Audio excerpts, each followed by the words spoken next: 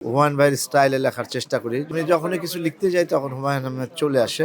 আমার সাথে প্রতারণা, আমার প্রতি আবেগ, ভালোবাসা, প্রেম, অপমান সব এই বইতে আছে। তো ওনাকে পড়লে, ওনাকে জানলে আপনার মেধারও বিকাশ ঘটবে। দ্বিতীয়ত আপনি যদি লিখতে চান তাহলে আপনার লেখার একটা স্টাইল পাবেন। সেজন্য আমি বলব তরুণ প্রজন্মকে ফেসবুক চালান বেশি করে না। এই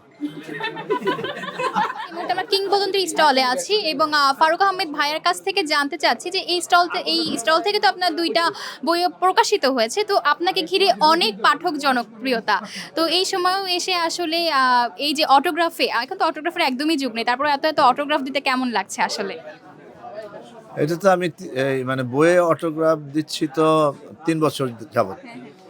১ম বছর বেশি ভালো লেগেছিল, তারপরের বছর আরেকটু কম, এবার আরেকটু কম। মানে স্বাভাবিক হয়ে গেছে আরকি অটোগ্রাফটা। আচ্ছা। ১ম এ যে এক্সাইটমেন্ট ছিল এটা কমে যায় সবকিছুরই। কিছু ক্ষেত্রে হ্যাঁ। স্ত্রীর ক্ষেত্রেও কমে যায়। আসলেই কি তাই? ভালোবাসা কি কমতে পারে? এরকমও হতে পারে?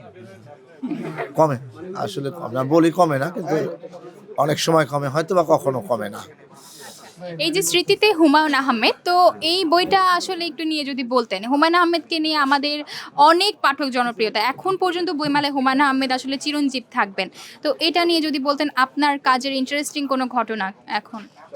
না, এটা তো আগের পুরনো, এটা ৩ বছর আগের বই। তারপরে গতবারও বের হয়েছিল, এবারও বের হয়েছে। তো এইটা তো আমার হয় কি, আমার বইয়ের নামেই বোঝা যায় এটার ভিতরে কি থাকবে। কনটেন্ট বোঝা যায়। মানে আমি এমনভাবে লিখি যাতে পাঠক বুঝে, এবং আমি খুব হুমায়ুন ভাইয়ের স্টাইলে লেখার চেষ্টা করি। যদিও তার 5% আমার হয় না আমি মনে করি। কিন্তু চেষ্টা করি ওইভাবে সহজভাবে লিখতে। কঠিন শব্দ না ব্যবহার করে আমি এইভাবেই কাজ করি। তো এটার ভিতরে তাই আছে, এবং স্মৃতিতে হুমায়ূন আহমেদ মানে স্মৃতিতে হুমায়ূন আহমেদই। তার যত স্মৃতিকথা আছে তার কিয়দাংশ এখানে আছে, সব নাই। এটা এই বইয়ের ভিতরে আছে, সেটা দর্শক স্মৃতিতে হুমায়ূন আহমেদ পড়বে। আর যে বইটা আমার আমার না এবারের বলা বই, কথা। হ্যাঁ, এটার ভিতরে অনেক স্মৃতি আছে। এটাও কি হুমায়ূন আহমেদকে নিয়ে আমার না না, বলা এটা কথাটা? পুরাটা না, কিন্তু আমি যখনই কিছু লিখতে যাই তখন হুমায়ূন আহমেদ চলে আসে। এটার ভিতরে অনেকগুলি গল্প আছে হুমায়ূন আহমেদকে নিয়ে।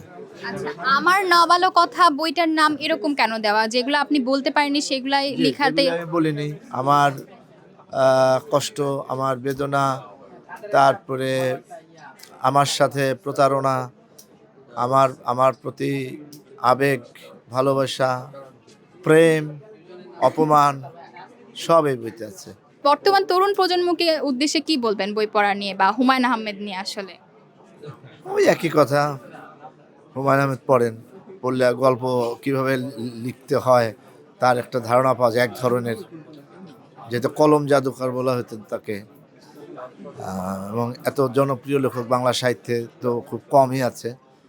তো ওনাকে পড়লে, ওনাকে জানলে আপনার মেধারও বিকাশ ঘটবে।